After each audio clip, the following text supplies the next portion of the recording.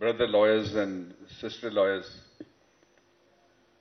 मैं सबसे पहले शाबाश देना चाहता हूं जो बार एसोसिएशन की आउटगोइंग कैबिनेट है। ये इनके दौर का दूसरा लॉयर्स कन्वेंशन है। मैं सिर्फ, चूंकि मैं कभी बार का इलेक्शन नहीं लड़ा, मैं सिर्फ वोटर हूं, इसलिए जो बार बुलाए मैं आ जाता हूं।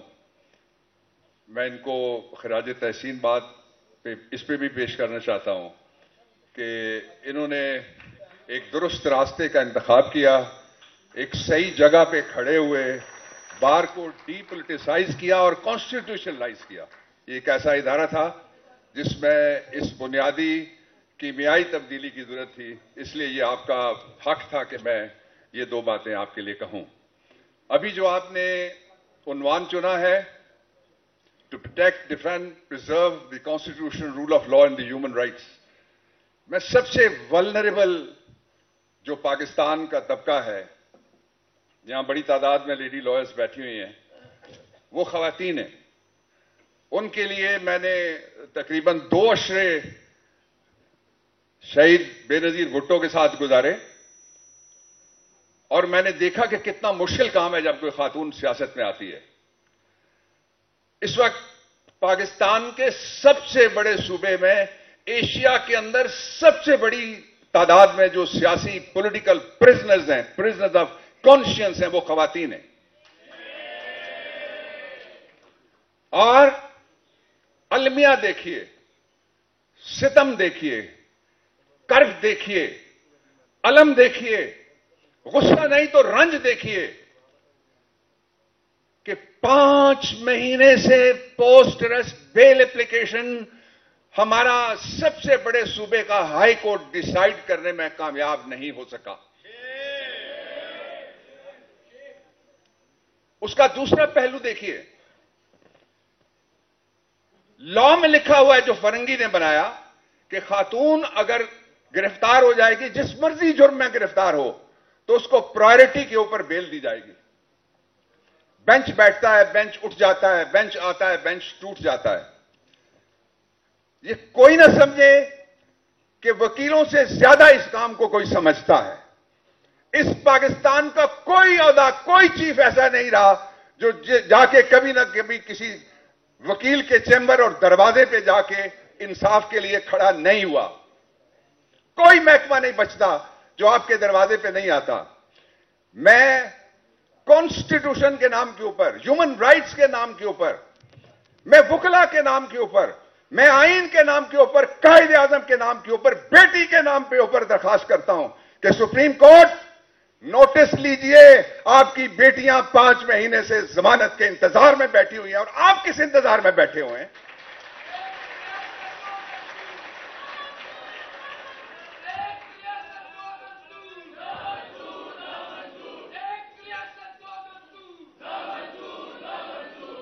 दूसरा, आजकल बात होती है, कुछ दिन पहले तौफीक आसिफ मेरे पास आए कि मैंने कभी ये नहीं देखा, लोग कहते हैं मैंने कभी इतनी महंगाई नहीं देखी, लोग कहते हैं मैंने कभी बिजली इतनी महंगी नहीं देखी, लोग कहते हैं डॉलर कभी इतना महंगा नहीं देखा, लोग कहते हैं मैंने स्मगलिंग कभी इतनी महंगी नहीं देखी। मैं ये कहना चाहता हूं कि मैंने कभी ये नहीं देखा, वॉइसरॉय ऑफ इंडिया आखिरी के जाने के बाद, और वैसे जाते जाते जो जिस तहसील में वो गया था वो तहसील कहूटा थी। आप आर्काइव्स निकाल के देख लीजिएगा, मेरा गांव गया था वो। दिस इज 1947, रॉयट्स हुए।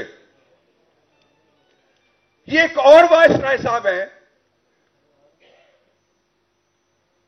जो इलेक्शन कमीशन जाते हैं,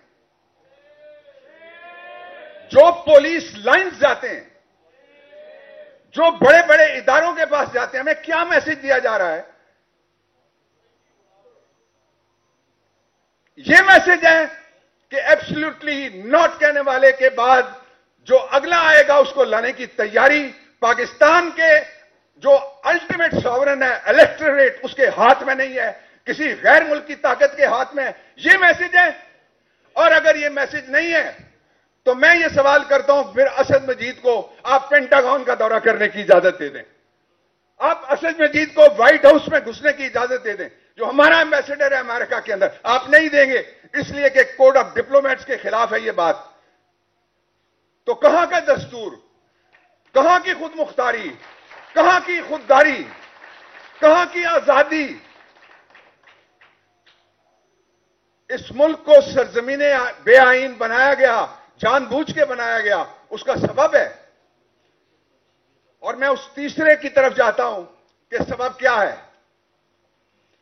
सबब यह है कि दस्तूर हो तो फेयर ट्रायल होता है, दस्तूर हो तो रूल ऑफ लॉ होता है, दस्तूर हो तो अदालत देर नहीं लगाती, दस्तूर हो तो बंदे गायब नहीं होते, दस्तूर हो तो परवेज इलाही केस नहीं होता, दस्तूर हो तो बच्चियों को बार बार एक केस से निकल के दूसरे केस में गिरफ्तार नहीं किया जा सकता। मान लीजिए कि हम एक ऐसे दोराहे पे खड़े हैं। मैंने इतनी जिंदगी इस प्लेनेट पे और अंडर दी सन गुजार ली है कि मुझे कोई इस बात की कतई परवाह नहीं है कि सिवाय अल्लाह के जिसके पास और जिसके कब्जा कुदरत में मेरी जान है, मुझे किसी और की परवाह हो सिवाय एक चीज के।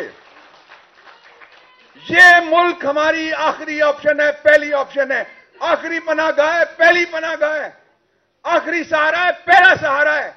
और इस सहारे को जोड़ने के लिए अवाम और सरजमीन, रियासत और लोग, जुल्म और मसलूमियत, इसके दरमियान बैलेंस लाने वाला सिर्फ और सिर्फ एक मुआहिदा है, उसको कहते हैं दस्तूर Pakistan.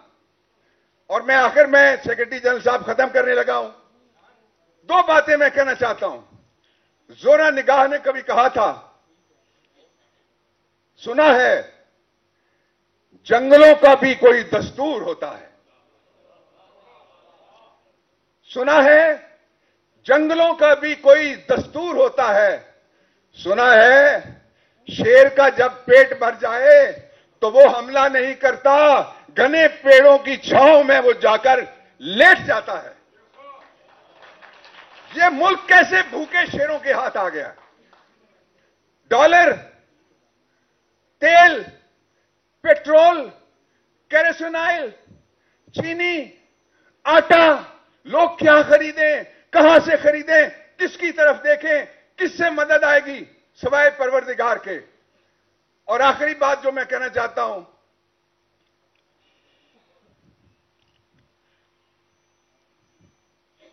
To preserve the constitution एक ही तरीका है, let there be elections all over Pakistan within the constitutional mandate of 90 days.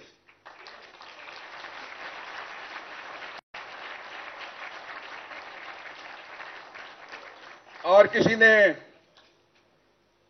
क्या खूब बताया मुझे, कहता है पाकिस्तान का नक्शा 3 लाइनों में बयान किया जा सकता है। आज का नए पाकिस्तान का नक्शा जिसमें दस्तूर मजबूर मखूर गायब है।